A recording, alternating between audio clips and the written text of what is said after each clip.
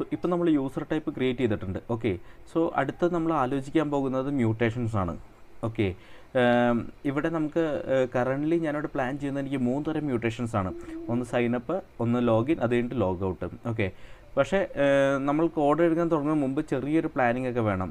ഒരു user sign up അല്ലെങ്കിൽ login അല്ലെങ്കിൽ ലോഗ് ഔട്ട് തുടങ്ങിയൊക്കെ ചെയ്യുമ്പോൾ മനസ്സിൽ വരുന്നത് കുറച്ച് പ്രോസസ്സുകൾ നമ്മുടെ മനസ്സിൽ വെക്കി വരണം.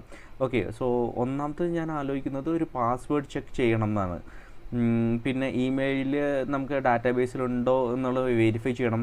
ആ കൊടുത്ത പാസ്വേഡ് വാലിഡ് ആണോ എന്ന് നമുക്ക് ഉറപ്പാക്കണം. പിന്നെ സെക്ഷൻസ് അല്ലെങ്കിൽ കുക്കീസൊക്കെ നമ്മൾ ക്രിയേറ്റ് ചെയ്യണം. അപ്പോൾ നിങ്ങൾക്ക് ചോദ്യം ചോദിക്കാം, ഈ മുഴുവൻ ഒതൻറ്റിക്കേഷൻ ലോജിക്ക് നമ്മൾ എവിടെ എഴുതാം എന്നുള്ളത്. മ്യൂട്ടേഷൻ്റെ റിസൾട്ട് ഫംഗ്ഷനിൽ എഴുതാൻ പാടില്ല ആക്ച്വലി. ഓക്കെ, ഓരോ മ്യൂട്ടേഷനിലും അത് വെദർ ലൈക്ക് സൈനപ്പ് ആണോ ലോഗ് ഔട്ട് ആണോ ലോഗ് ഔട്ട് ഏത് മ്യൂട്ടേഷൻ ആയാലും ലോജിക്ക് ഭയങ്കരമായിട്ട് കുറവാക്കി വെക്കണം നമ്മൾ. ഓക്കെ,